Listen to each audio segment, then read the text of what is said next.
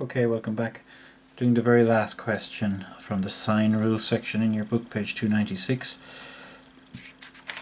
And we're also going to I'm going to give you a fuller explanation of how this ambiguous case, single solution, and no solution works in the sine rule. We start reading this question. In the generic way, the way I'd write this down, it says PQR. The first thing I'd like to do is just write down PQR first and then pop your triangle in. It's just a quick way to do it rather than triangle first then letters. I find it quicker. PR is 10 centimeters. The thing about the centimeters is they don't really matter as long as they're both the same unit. When in terms of getting angles, it doesn't really matter. So there's a 12 centimeter, and we have a 50 degrees at P, right? 50 degrees at P. So in terms of how I'm going to analyze this, I just want to take that unknown length and put him here, okay, and put the 50 degrees here in what we call, so I think it is the origin. Put the 50 degrees in what we call the standard position for angle. So this is the standard position for angle up off the positive x-axis. Put the 10 floating up along this way, and then dropping the 12. Well, before we drop, okay, we're going to leave 12 drop, but before we do that, I just want to drop an altitude here because he's key to understanding what happens. So there's the calculation for you. 10 sine of 50 is 7.66. So this is 7.66. So how does 12 relate to that? Well, 12 cannot come this way because he's larger than 10. So 12 has to go this way. He has no choice but to go that way. And that means there's only one unique answer here.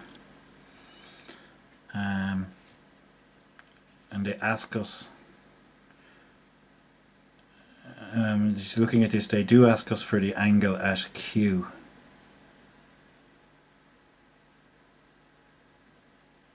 And if there's only one possible way for that to go, then there's only one possible way for this to go.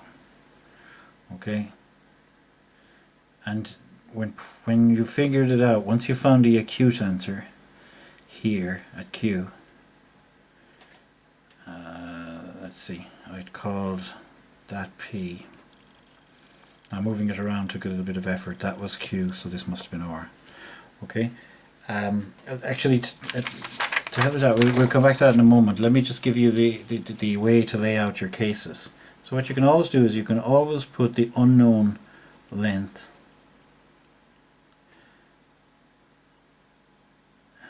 along. So unknown meaning it's a variable. It can do anything you want it to do. Okay, put your unknown length on the positive x-axis. Put your angle in here.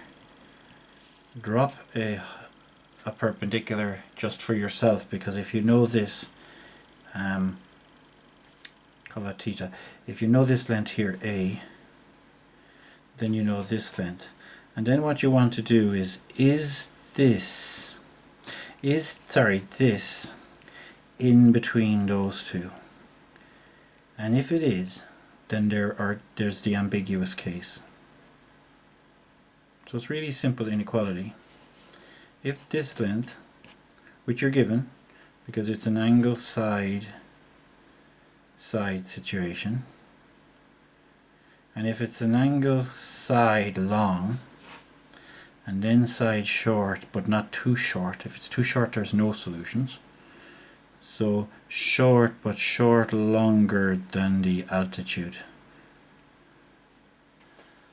Okay, so as long as this short is long enough to make it down, then this gives rise to the ambiguous situation. Because as I say, he's bigger than him, therefore he gets a chance to go in both places. Okay?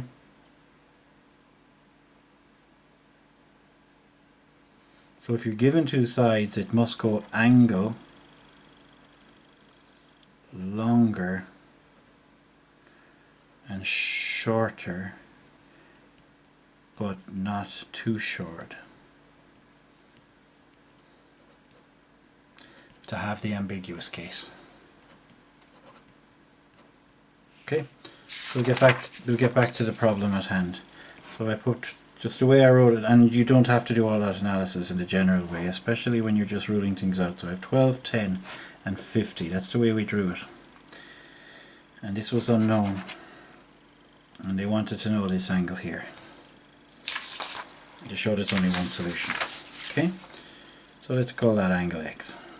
Angle x, sine of angle x first, equals, just to get through this, sine of angle x, no. Hold on. PQR,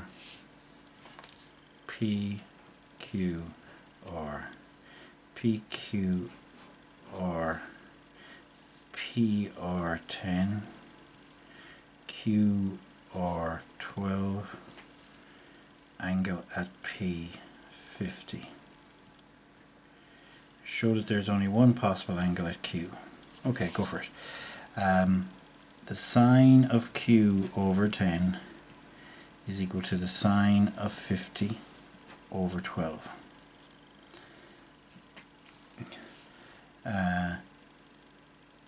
10 goes up, inverse sine both sides, and you get Q equals inverse sine 10 sine 50 over 12. Okay, into the calculator.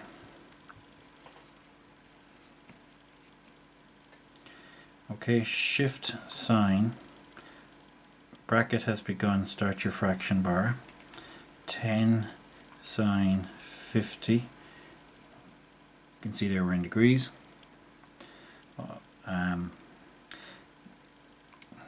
Good reason to do your trigonometry before you do your calculus, because you'll be using radians in calculus quite a lot once you get to calculus. Okay, moving on here, but you can always just switch your radian, your angle mode, number mode over and back. Just be careful of it. So we get 39.67 degrees. Let's store that quickly to A, store to A. What happened there? Oh dear God, what did I do? Let me see if I can get my answer back. Del. Answer. Okay, that's my answer. Store to A. Okay, that's in A. 39.67. Write it down as quick as I can. Angle is 39.67. So here comes the point. When I put 180 in front of that, now the problem with storing it to A is I lose all that stuff that was on my calculator, and I do want to take that away from 180. Having said that, I'll just subtract 180 and ignore the sign. Okay, 140. So this, look at the contradiction, the silliness of this. So now I'm telling you that one of the possibilities here is 150 degrees, but up here is 50 degrees, and therefore the triangle won't close, because this is already 200 degrees. Okay, so one method you can say is, why don't you just tell me that in the first place? Why don't we just look for the contradiction?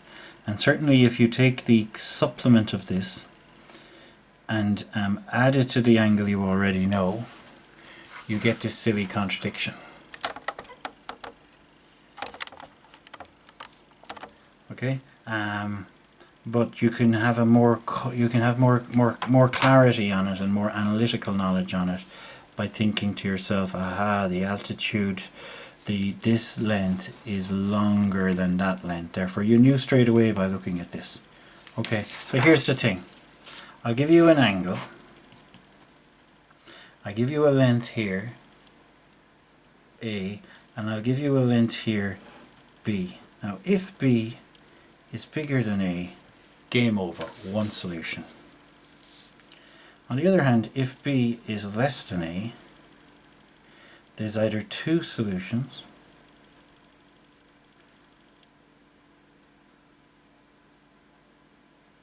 one solution. Okay, so there's two solutions, one solution, or no solutions. Two solutions, one solution, or no solutions. That's interesting, isn't it? So if this is less than this, three things could happen. But if this is greater than this, you definitely have one solution. Definitely. Okay, that's the end of the sine rule for now. We'll belt on. We'll probably be revisiting it in problem solving generally, but we'll belt on into the cosine rule next. Thank you.